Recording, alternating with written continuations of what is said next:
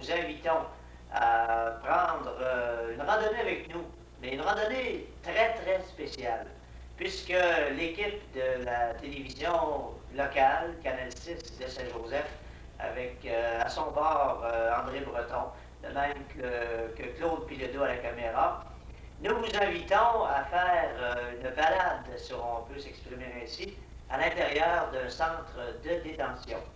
Et nul doute que vous imaginez à quel endroit nous nous sommes rendus, bien sûr, au centre de détention de Saint-Joseph-de-Beauce. Depuis déjà quelques mois, c'est un nouveau directeur, soit M. Antoine Duchesne, qui occupe la fonction de toute la direction de ce centre de détention. Il est secondé par une trentaine d'agents de la paix ou des surveillants, si vous préférez. Et ce dernier sera avec nous pour vous expliquer les structures de cette détention, de ce centre de détention. Et il sera également possibilité, au cours de l'émission ce soir, d'avoir avec nous M. Jean-Guy Poulin, qui est le préposé au service extérieur, c'est-à-dire lorsque des gens peuvent faire appel à des gens pour travailler ou avoir un suivi de dossier avec des individus, pour une raison ou pour une autre, sont retenus à l'écart pour quelque temps, je dis bien écart de la société. Alors on va parler de toute cette situation ce soir au cours de cette émission fort intéressante, soit dit en passant. On débute notre première question avec M. Duchesne. Bonsoir, M. Duchesne. Bonsoir. Bonsoir, M. Poulin. Bonsoir bien. On parle de cette visite des centres de détention. Premièrement, vous êtes ici en fonction depuis 4 à 6 mois, m'a-t-on dit. 4 mois que je suis ici en tant qu'administrateur du centre de détention ici, Saint-Gaudin. Alors, ça veut dire un administrateur d'un centre de détention. Est-ce que c'est peut-être difficile pour vous, M. Duchesne, de vous présenter aux gens? Qu'est-ce que ça fait, c'est un administrateur dans un centre de détention? C'est-à-dire, l'administrateur a la responsabilité au complet du centre de détention, aussi bien du personnel que des incarcérés. La totalité, ça représente, pour vous donner une idée, là, un aperçu, c'était un budget de 1 500 000 par année approximatif pour ici. Pour administrer, on avait parlé en début d'entrevue, une trentaine d'emplois créés. Ça veut dire quoi les structures de fonctionnement ici? C'est-à-dire ici, il y a 23 surveillants, il y a un assistant-chef, il y a 4 chefs de secteur, il y a 3 cuisiniers, il y a un travailleur social, un criminologue, et il y a moi-même. Ça veut dire, M. Duchesne, que à l'intérieur du centre de détention de Saint-Joseph-de-Beauce, vous avez une cuisine, vous avez des cellules. Vous en avez combien de cellules ici? 35 cellules. 35 cellules. Est-ce que c'est occupé en totalité ou quelle est la proportion? En totalité, c'est occupé. Je dirais que même de ça, il y en a plus que ça, il y en a à l'extérieur aussi. Là. Ils sont rangés à un point tel qu'ils ont bénéficié des absences temporaires, qui sont sur des programmes. Naturellement, après une évaluation de chaque cas. C'est ça. Les gens ne sortent pas ici comme on peut sortir de chez nous pour faire un tour. Non, non. J'ai bien certain que la personne qui arrive ici, il est rencontré, il y a un tas de séjour, il est évalué selon son dossier, etc., la gravité des offenses qu'il a commises. Et il y a un cheminement qui se fait à ce moment-là. Il y a des échelons à gravir selon son comportement, etc. Monsieur Duchesne, lorsqu'on parle vous avez des chiffres ici d'emploi de 24 heures, je présume. Comment ça se présente? Vous avez 5 surveillants qui sont en fonction, plus un chef de secteur. Disons qu'ils font 7 jours, 2 jours, 7 jours, 4 jours de vacances. Ça, c'est 7, 3, 7, 4, autrement dit. Ce sont des chiffres de 8 heures. De 8 heures, autrement dit, un agent de la paix fait en moyenne, il fait 40 heures par semaine, ce qui totalise 1800 quelques heures par année. Monsieur Duchesne, vous êtes tout nouveau dans la région de 4 à 6 mois. Vous semblez un homme très, très, très ouvert au dialogue, très, très, très ouvert aux nouvelles orientations. Quelles sont vos préoccupations ou encore votre orientation que vous voulez donner à un centre de détention comme Saint-Joseph? Vous savez, il y avait M. Dubois qui était ici, là, qui avait fait un excellent travail. Vous semblez continuer cette formule d'orientation qu'on a voulu donner. C'est pas juste d'administrer un centre. Ce sont des gens qui sont ici, ce sont des personnes humaines. Il faut avoir beaucoup de psychologie. Quelle est votre orientation face à ça? C'est-à-dire que ce qu'on veut faire ici, ce qui était fait dans le passé, c'est de continuer et même de ça, je dirais, aller plus loin un petit peu en ce sens qu'on voudrait que la communauté participe davantage. Que ce soit aussi bien ici au centre qu'à l'extérieur, on est vraiment ouvert. N'importe quel projet, puis disons que les contribuables auraient avantage aussi de savoir ce qui se passe en arrière des murs, et de même que ce sera avantageux aussi, je dirais, pour ceux qui sont nos clients, d'un premier temps. D'un deuxième temps, je dirais que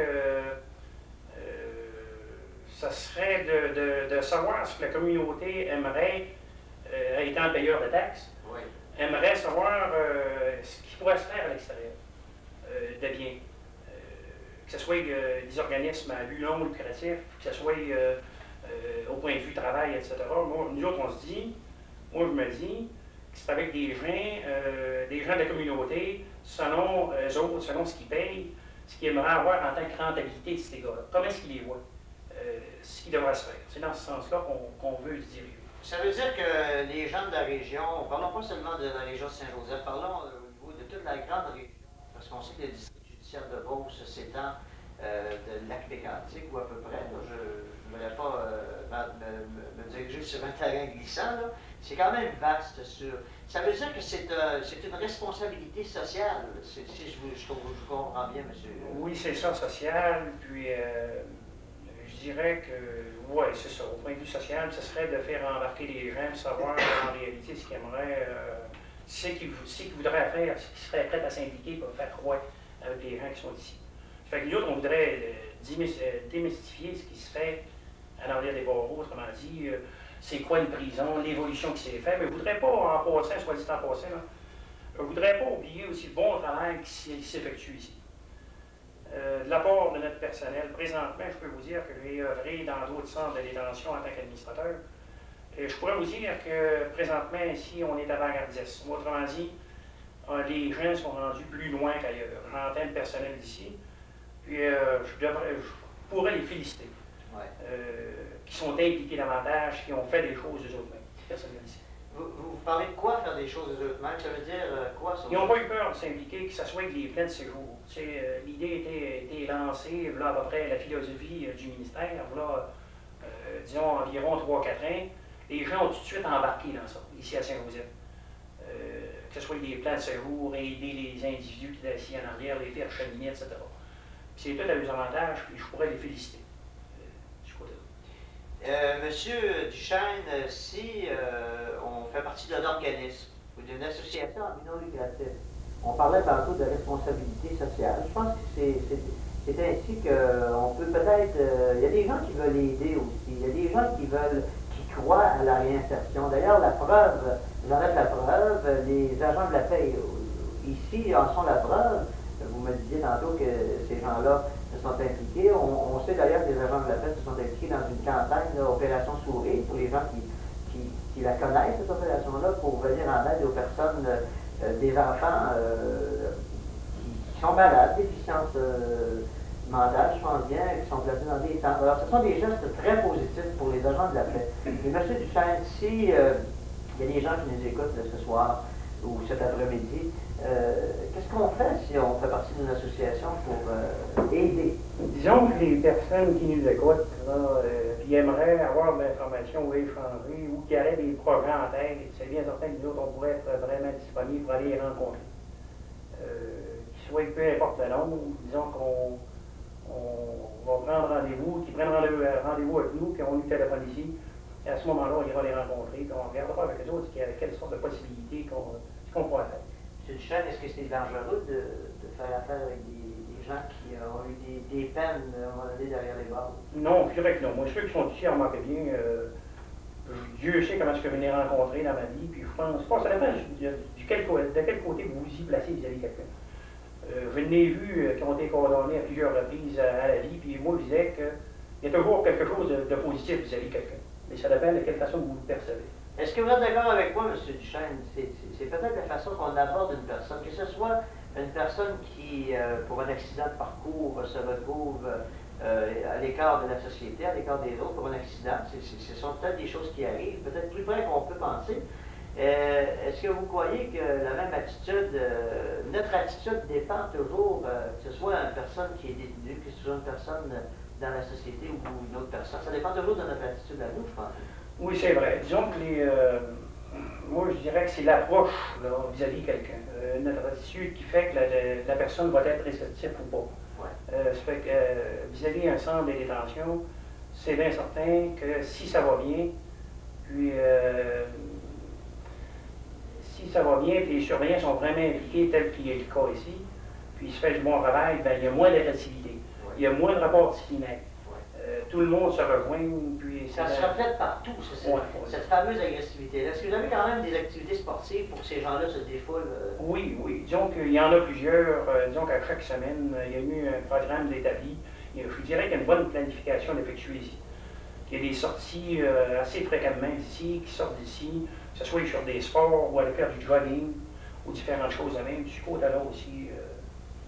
Monsieur Duchesne, vous me corrigerez si la question est à point ou non. On dit souvent lorsqu'il y a des délits, vous suivez des individus qui sont ici par le biais de dossiers, de services professionnels, entourés d'agents de la paix spécialisés aussi. Lorsque ces gens-là ont commis leurs méfaits ou se retrouvent dans des situations assez précaires, est-ce qu'on peut attribuer ça soit à des consommations de drogue ou encore des consommations d'alcool ou à des consommations de pilules ou autres? C'est quand même une question difficile peut-être, mais il y a quand même des raisons à un certain moment donné. Je dirais que votre question est assez complexe, en le sens qu'il y a une foule de choses qui démontrent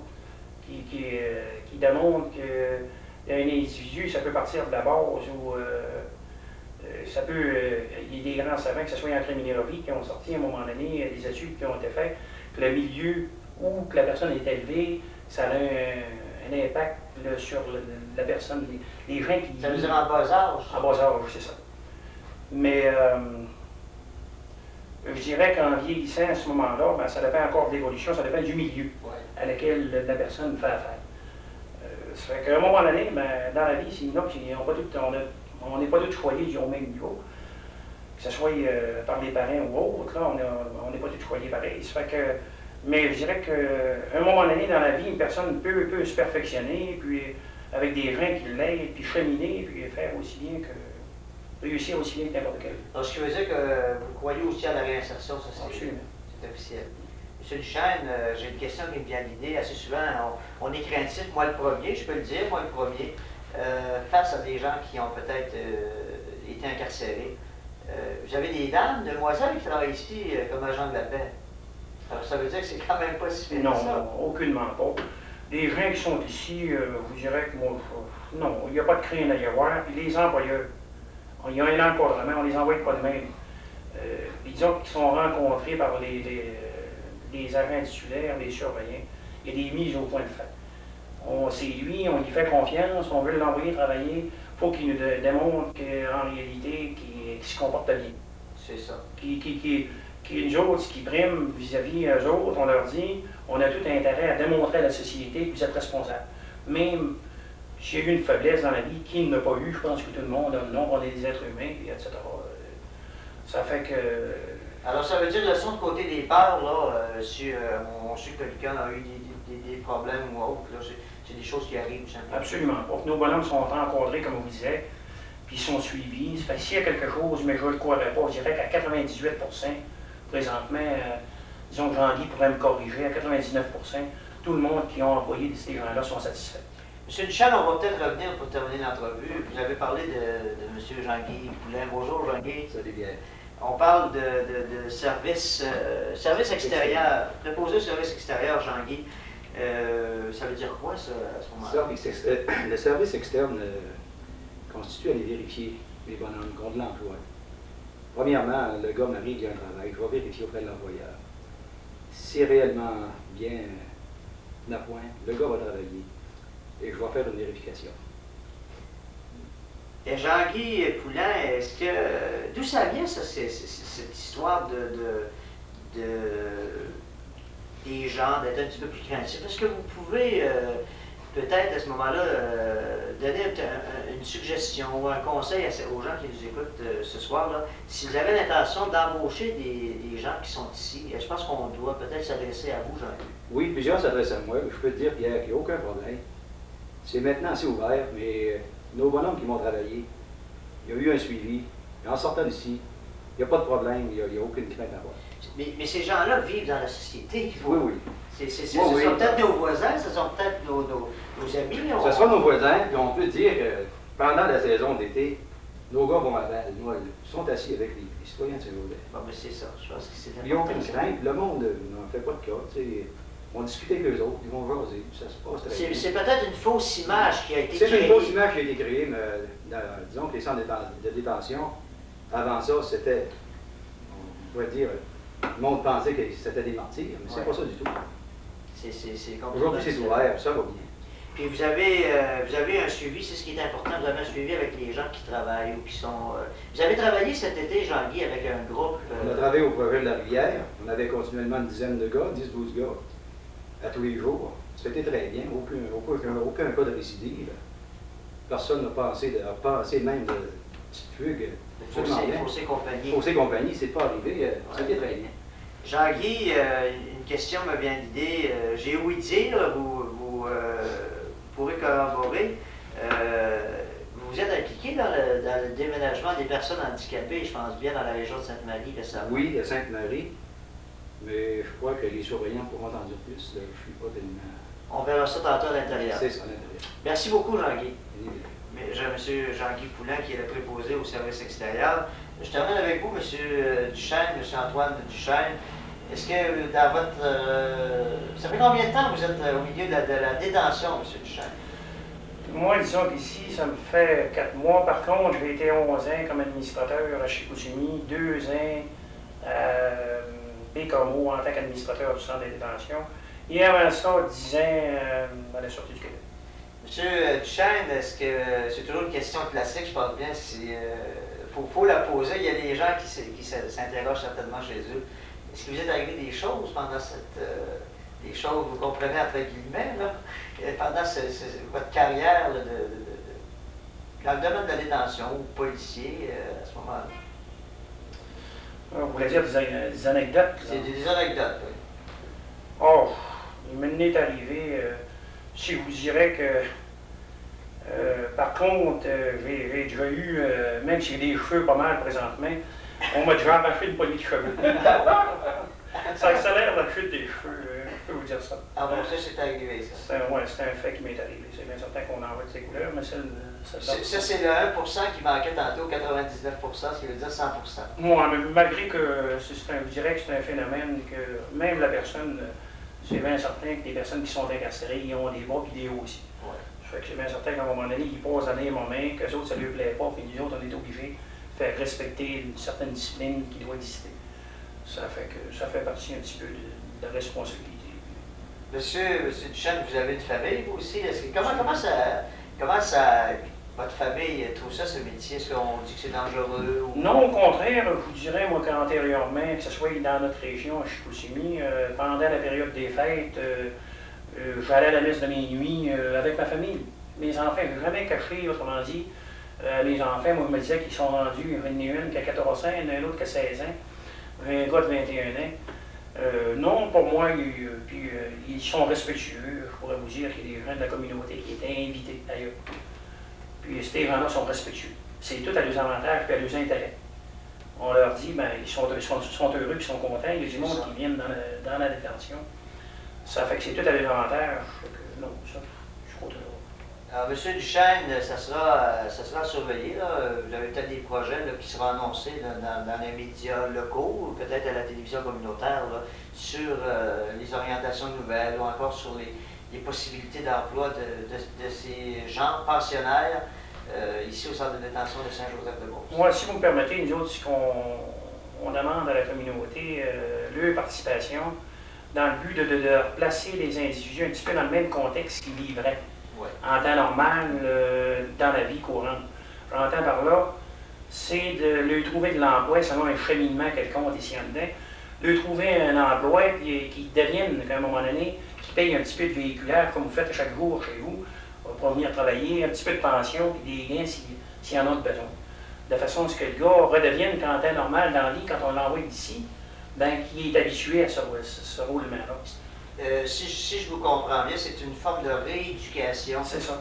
Est-ce que c'est vrai de dire que vous avez des gens très spécialisés qui sont à l'intérieur des murs ou de la détention? Je dirais que des gens, oui, c'est comme je vous l'ai dit tout à l'heure, c'est surtout notre personnel. Que vraiment, là, que moi, ce que vous en avez fait plusieurs, je trouve que le personnel, présentement, ils sont rendus là, vraiment spécialisés dans ce domaine-là, qui sont avant-gardistes, comme je vous disais, ils ont développé davantage. Est-ce que, comparativement à d'autres prisons ou détentions, le terme de prison semble un peu péjoratif, on emploie peut-être détention. On me dit qu'il y a 30 centres de détention au Québec pour quelques 3000 cellules. Au niveau de Saint-Joseph-de-Beauce, on semble se diriger vers une tangente complètement différente. Est-ce qu'un jour ça pourrait devenir un centre de rééducation, un centre de... Je dirais que les autres, ils ont la même mission que celle d'ici, sauf qu'ils ne sont pas aussi avancés qu'ici. Alors ça veut dire que c'est tout à votre honneur? Dans l'honneur du personnel d'ici. Parce que moi, je suis nouveau ici, mais tout de même, encore, je les félicite. Puis, je sais que la deux participations, disons qu'il est bien vu de ma part, on va les encourager fortement à continuer davantage dans ce sens-là. Merci beaucoup, M. Duchesne. Ça m'a fait plaisir. Merci beaucoup, M. Poulin. Pierre, tu nous parlais d'Opération Sourire tout à l'heure. Oui, en passant, je tiens à remercier les surveillants qui ont participé à l'Opération Sourire et à féliciter la population de Saint-Joseph qui nous ont aidés, qui ont contribué fortement et qui nous ont aidés à atteindre notre objectif. Franchement, on a fait ça dans un temps record. Et à comparer au centre de détention de Québec, qui avait un petit peu plus de billets que nous autres, on peut dire chapeau devant les gars de Saint-Joseph, puis continuer l'an prochain, on recommence. Je sais que les gens vont encore nous aider. Et je remercie aussi les gens des environs. Vallée-Jonction nous a donné un bon coup de main. Beauceville, Saint-Georges et toute la région. Je vous remercie beaucoup au nom des agents de la paix de Saint-Joseph. Merci beaucoup. Alors, si vous voulez, mesdames, messieurs, nous allons maintenant nous diriger à l'intérieur de la détention pour une visite des 3 étages. On appelle le C, le B et le A. Nous allons rencontrer des agents qui travaillent à l'intérieur de ces murs, de ces fameux murs, et nous allons rencontrer également des cellules naturellement, et peut-être un pensionnaire qui pourra se prêter à notre documentaire de ce soir.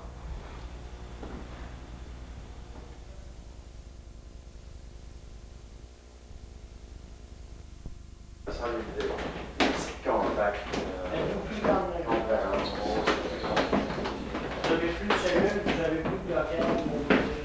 Non, peut-être pas dans OK. Pour l'accueil. Il est envoyé dans une cellule en attente. OK.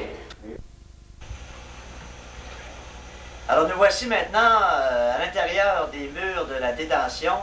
Après avoir franchi la fameuse porte, nous nous sommes rendus accompagnés de 2 agents de la paix à l'accueil. Qu'est-ce qui se passe à l'accueil? C'est la question qu'on va demander à Benoît Vachon, qui est un des chefs de la section ici à la détention de Saint-Joseph-de-Beauce. Alors Benoît, qu'est-ce qu'on fait ici lorsqu'on est un individu? Je me prends un exemple. Je suis un individu, j'arrive à la détention et qu'est-ce qu'on fait avec moi là? Au moment où tu arrives en haut, là, tu es reçu par un surveillant qui prend vérification des papiers, qui fait une fouille sommaire. Et ensuite, l'individu est envoyé à la buanderie pour l'accueil, pour lui expliquer le fonctionnement à l'intérieur au complet. Au niveau de rencontre pour le médecin, pour le prêtre. Ça veut dire les services internes de la détention ici? Oui. Et puis, il va y expliquer un peu le cheminement qu'il va avoir à faire à l'intérieur. Pour ce qui est d'un prévenu, qui est en attente de sa sentence, à ce moment-là, l'individu a le droit de garder son linge personnel. Benoît, je vous arrête immédiatement. Qu'est-ce que c'est un prévenu, ça, pour les gens? C'est une personne qui est accusée de quelque chose, mais qui n'a pas été sentencée encore. Qui n'a pas été condamné ou encore libéré. Qui n'a pas été sentencée, qui n'a pas reçu de sentence. Ah bon, OK. C'est ce qu'un prévenu. C'est ça. OK. Pour un détenu, c'est le gars qui a reçu une sentence. Pour nous autres ici, les sentences, le maximum, c'est 2 ans moins 1 jour. Et à ce moment-là, le préposé à l'accueil ici le change, lui remet notre linge à nous autres. Et puis après ça, il est envoyé dans un secteur de classement qu'on appelle le secteur C. Benoît, j'ai remarqué, là, tout en descendant, on a fait quand même un petit bout ensemble, là. Vous fermez les portes et puis vous verrouillez ces portes-là. Pourquoi? C'est... Ce qui arrive, c'est que au moment où tu as traversé la porte, on se trouve à entrer dans la zone de sécurité. Et puis, tout est verrouillé. Et puis, quand on passe dans une porte, on les rebord en arrière de nous autres. Est-ce que c'est pour ça qu'il fait plus chaud que ce soit ici? Non, c'est parce que c'est la buanderie. La sécheuse a marqué de la journée. Ah, bon, OK. Merci beaucoup, Benoît.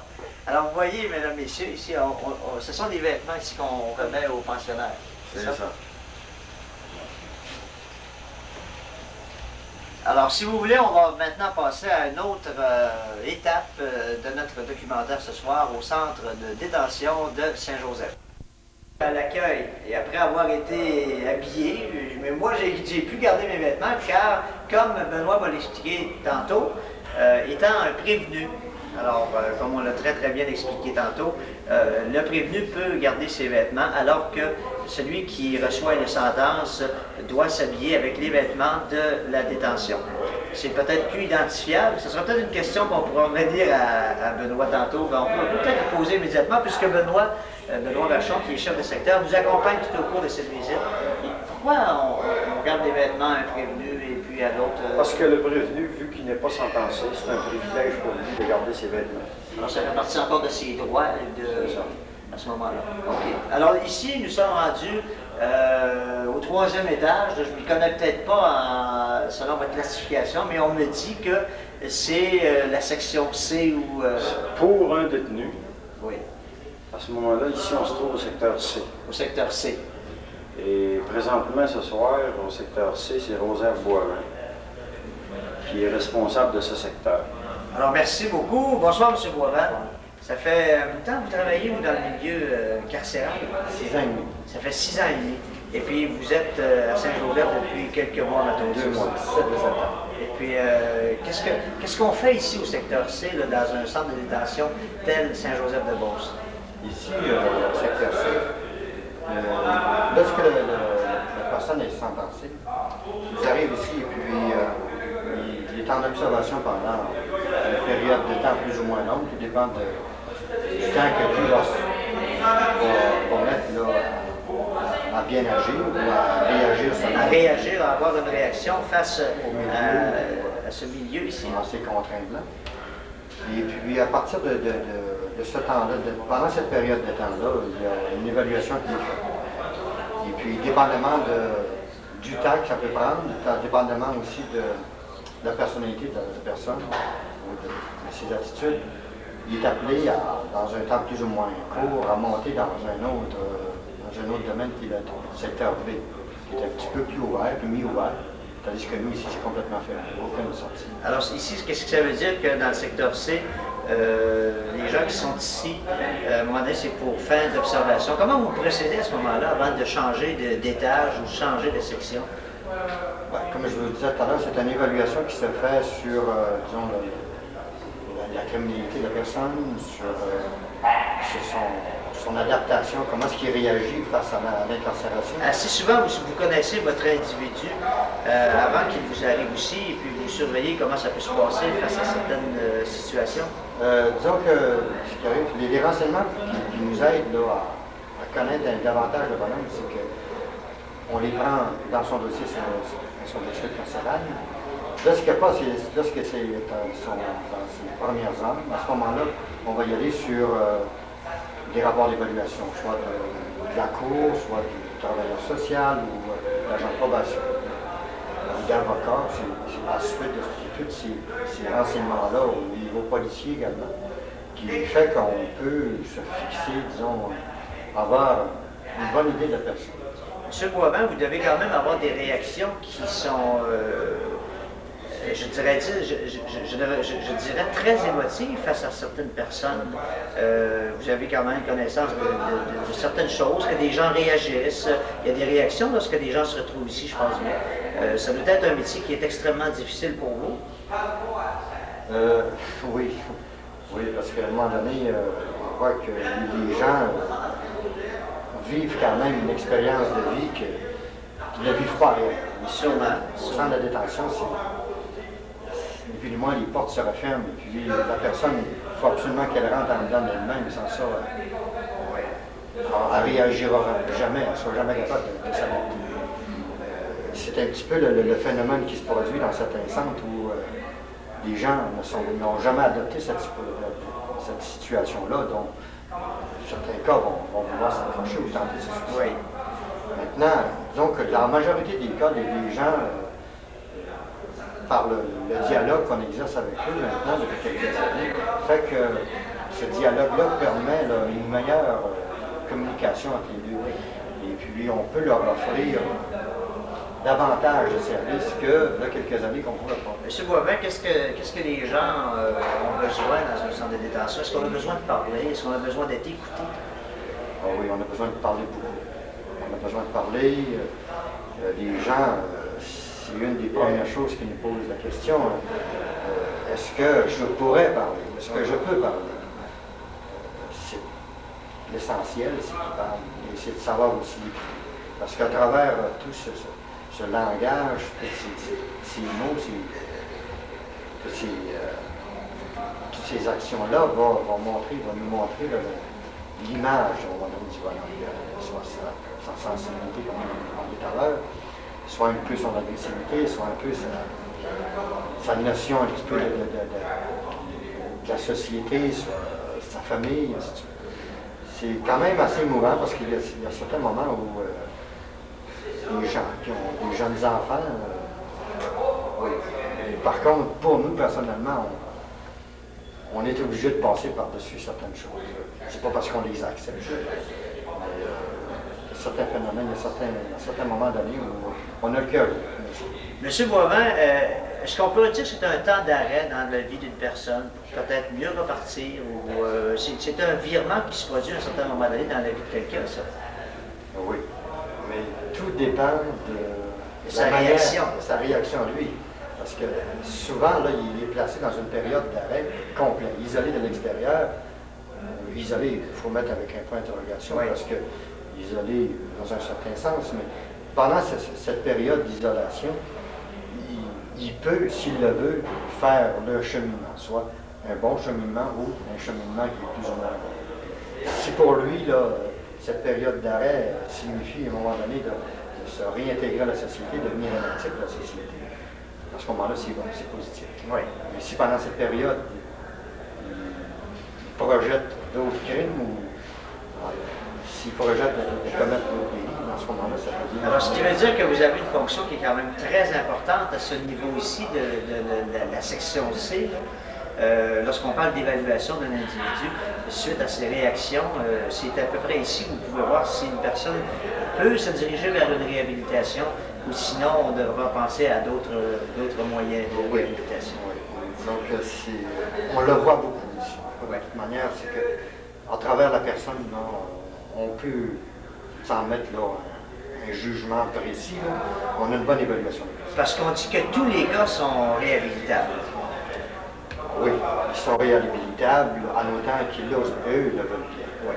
M. Boivin, je remarque ici depuis quelques heures déjà, moi je suis ici à l'intérieur, on ne semble pas se préoccuper de nos paroles, on ne semble pas trop surveiller qu'est-ce qu'on dit, bien que personne ne surveille. Est-ce que c'est comme ça aussi avec les gens qui sont... Quand même, je suis un journaliste et puis il y a une caméra, je ne sens pas de gens qui nous épient ou qui nous surveillent. c'est quand même un facteur très, très positif, ça, pour le centre de détention Saint-Joseph. Oui. Si vous reculeriez, disons, 4 ou 5 ou 6 ans en arrière, ça serait peut-être différent. À ce moment-là, vous auriez peut-être eu beaucoup de difficultés à rentrer. Oui.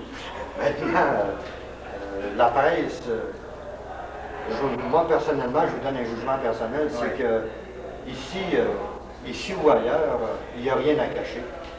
Les centres de détention, c'est pas des chenilles, c'est pas des endroits où on va isoler contre la rage. C'est un endroit où une personne commis un délit va aller faire un stage, tout simplement. Parlons de stage, je pense bien. Je pense que c'est peut-être le terme, lorsqu'on parlait tantôt de réinsertion et d'arrêt pour un individu, à savoir s'il se réhabilite ou non. Ou peut-être plus tard, Oui, parce qu'à un moment donné, il reste que dans chaque cheminement d'une personne, ses réactions ne sont pas nécessairement immédiates. Ils peuvent être à long terme. Ça peut prendre une sentence, 2 sentences, 3 sentences avant qu'à un moment donné, que la personne réagisse. Tout ça, à un moment donné, c'est le cheminement de bonhommes comme ici, là, à un moment donné, qui vont faire que certaines paroles vont venir qu'à porter leurs fruits. Ou ils vont être à l'extérieur, vont se souvenir de certaines paroles qui leur étaient dites. Monsieur Boivin, une dernière question en terminant. Je pense bien que ça s'inscrit un peu dans la psychologie de l'établissement de détention de Saint-Joseph, d'aller vers le dialogue. C'est ce que vous faites, je suis convaincu à merveille, avec les gens qui sont ici. Est-ce que ces gens-là vous voient, je vais leur demander à eux, mais comment vous situez face aux gens qui sont pensionnaires? Je pense que c'est peut-être le terme exact. Je dirais des clients. C'est nos clients. Ce sont vos clients? Oui. Et puis, à ce moment-là, vous devenez un confident, vous devenez un ami avec ces gens-là? Confident, non. C'est difficile parce qu'à ce moment-là, chaque personne a une perception de l'autre qui est différente. Ouais. Actuellement ici, le travail se fait lorsqu'un nouvel arrivant, un titulaire lui est donné. Donc ça peut être un surveillant qui est attitré. Lui va se servir d'un petit peu de confident. Mais ce qui arrive, c'est que dans certains cas, il y a une antipathie qui peut se donner, qui peut être mise entre les deux. Une antipathie, c'est peut-être un gros mot, là, ou une divergence dans les optiques, dans les lignes de pensée. À ce moment-là, le dialogue est peut-être un dialogue plus ou moins bon. À ce moment-là, justement, le travail d'un chef de section va faire qu'il pourra changer la personne de la titulaire, le changer pour un qui pourrait peut-être adapter plus à la situation. Et souvent, naturellement, le titulaire devient confident. Il y a certains détails qui vont nous être confiés, et puis on va les garder personnellement pour nous. D'autres détails peuvent être enregistrés dans les dossiers. Il y a certains détails, d'autres il faut qu'ils soient. Comme dernière question, est-ce qu'il est vrai de dire, M. Boivin, lorsqu'on écoute, on en apprend plus que lorsqu'on parle? Sûrement. Merci beaucoup, M. Boivin. Nous allons maintenant nous rendre dans des cellules où, à ce moment-là, nous rencontrerons possiblement des gens là, qui sont en incarcération.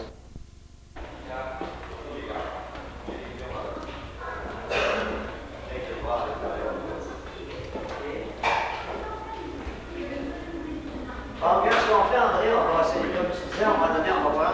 C'est quoi, on est où? Le secteur B, les parties C,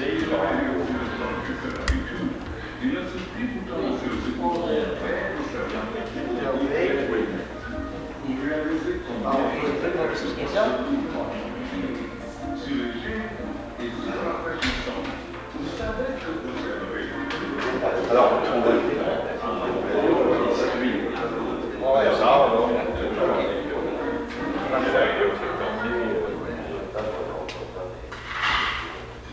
Après avoir laissé le secteur C, nous nous retrouvons maintenant dans le secteur B. Et pour nous expliquer un peu le cheminement, qu'est-ce qui s'est passé pour que moi-même, je me retrouve au secteur B, j'ai un agent de la paix qui va nous expliquer un peu les caractéristiques pour se retrouver ici avec les autres pensionnaires. André Breton, Oui. vous êtes agent de la paix depuis longtemps. Oui, ça fait 16 ans que je travaille ici à Saint-Joseph comme agent de la paix. Et puis ça faisait 1 an que je travaillais ici sur l'étage. Là, je suis entré ici, je suis sur le département-là. Et j'ai eu à travailler avec tous les pensionnaires ici pendant 1 an. Et puis pour que ces bonhommes-là ici soient montés, qualifiés pour monter dans ce secteur-là, qui a plus d'avantages que le secteur C, eh bien, ils ont dû à le mériter. Pour le rappeler, André, le secteur C, on parlait d'évaluation tantôt. Oui, on les a évalués pendant peut-être 15 jours, 1 mois. Oui. On les a rencontrés quelques fois, puis on a dialogué avec eux autres, on a fait des vérifications, comme M. Boivin disait tout à l'heure. Et puis aussi, on a vérifié leur comportement. Alors, après qu'on a découvert que le bonhomme il pouvait avoir un comportement positif, eh bien, après une certaine période, on a décidé qu'on pourrait le monter au secteur B. C'est plutôt une question de comportement puis de mérite suite à des démarches positives de la part du pensionnaire. André Breton, vous parlez tantôt d'avantages à se retrouver ici. Oui. Quels sont les Il y en a avantages? davantage. Tout d'abord, en haut ici, bien, nous avons l'accès aux cellules, par exemple, de 8 heures aller à 16 heures, ce qu'on n'a pas en bas. Oui. Donc, le détenu, le pensionnaire peut aller à sa cellule n'importe quand, tandis qu'il n'en va pas. Donc, je pense que c'est un gros avantage pour les pensionnaires. Ça. À un moment donné, le bonhomme est fatigué ou stressé, il s'en va se détendre dans sa cellule. Ensuite, d'autres avantages, en haut ici, on a un frigidaire. C'est pas grand-chose, mais peut-être pour eux autres, c'est beaucoup. Oui. Nous avons aussi une bibliothèque, spécialement pour eux autres. Nous avons aussi des bonhommes, ils peuvent participer à des programmes. Donc, aller travailler. Facilement, l'employeur va nous appeler ici. Alors, à partir du secteur B, qu'on nous sommes actuellement, là, Oui. les pensionnaires peuvent se rendre travailler dans des... Bien, sur demande d'un employeur dans la ville, ici, là, on reçoit un appel, Jean-Guy Poulet reçoit des appels d'employeurs. OK. Il lui dit, on a besoin de tel bonhomme qui sait à peu près tel métier ou qui a de l'expérience dans tel métier. Alors, nous autres qui sommes déjà classés, nos bonhommes. Alors, c'est très rapide, on se peut... Alors aussi, on a les plans de séjour établis pour les pensionnaires en haut. C'est qu'avant, le bonhomme, il arrivait, il faisait une sentence de détention, mais il ne savait pas où il allait. Ouais. Tandis que là, aujourd'hui, on l'évalue au meilleur de notre connaissance. Ensuite, on va établir un plan de séjour avec lui. Et on va lui demander ses besoins. C'est quoi qu'il pense qu'il peut avoir besoin durant sa sentence comme service. Et puis là, nous autres, on va lui dire, bien, quelles sont les ressources qu'on peut lui suggérer. À tout besoin, il y a des ressources. Alors, il faut l'informer, le bonhomme, de ça. Alors, au départ, on va établir un plan de séjour avec le pensionnaire, puis lui, il va savoir tout de suite où est-ce qu'il va aller durant sa sentence. Alors, tout de suite, là, le bonhomme, il est sécurisé. Puis, je pense bien que c'est moins stressant pour lui de faire sa sentence parce qu'il sait où est-ce qu'il va aller s'il répond aux normes. Parce qu'il y a des normes. C'est sûr que le plan de séjour, on l'établit avec lui, mais il va falloir qu'il se comporte suivant les règles établies aussi. Mais si en cours de route, le bonhomme, il y a des manquements de discipline ou encore il y a eu des absences temporaires puis il y a eu des manquements, bien à ce moment-là, on ne respectera pas le plan de séjour parce que lui, en premier, il n'a pas respecté. Alors, est-ce que ça veut dire que vous êtes prêt à faire 50% du chemin si l'individu en fait 50%? Oui, oui, c'est absolument ça. Il faut, au départ, que ce soit l'individu qui prenne en main puis qui nous donne des preuves de son bon il veut améliorer sa vie, il veut se prendre en main de ça. Là. André Breton, quelles sont les activités tantôt? Vous avez parlé d'une bibliothèque. OK, il y a ça, la bibliothèque, il y a aussi le frigidaire, c'est pas grand-chose. Il y a des vidéos aussi. Ils ont des vidéos. Chaque matin, on enregistre les films de la soirée, qu'on leur passe une vidéo le lendemain, dans 20 minutes. Il y a aussi les sorties de groupe, qu'eux autres ont la possibilité, tandis que dans les autres secteurs, ils ne peuvent pas sortir en groupe. Pour des activités sportives, pour des activités culturelles, comme l'été passé, ils sont venus à des pièces de théâtre ici au théâtre de cinéma de Beauce. Ils sont venus en groupe. On va aller à l'aréna avec eux autres, par exemple, assister à des parties des riverains. Ouais. On va aller, par exemple, on peut même aller au Colisée de Québec voir des parties des Nordiques. On va aller à la Val-Molle l'été. On va aussi travailler bénévolement au Club des Élans, de l'autre côté, faire du ménage. Est-ce que ça arrive souvent, ce genre d'activité-là? Vous parlez de hockey, là. Bien, de hockey, on ne peut pas... je sais qu'ici à l'Arena, ils vont à peu près une fois par semaine. Maintenant, au Nordique, on y va moins souvent parce qu'on a des budgets, il ne faut pas les dépasser, il faut les respecter. Ouais. Mais tout ce qui est gratuit, ben là, on peut y aller plus souvent. Comme dans le mois l'été, on y allait peut-être 2-3 fois dans la semaine, on est allé au Zéland, de l'autre côté, pour se baigner cet été aussi. Vu que les gars avaient travaillé bénévolement au Zéland, il y a des Zélans, on dit on va vous récompenser, vous pourrez avoir accès à nos terrains pour des pique-niques, ou des jeux en plein air, ou encore à la piscine.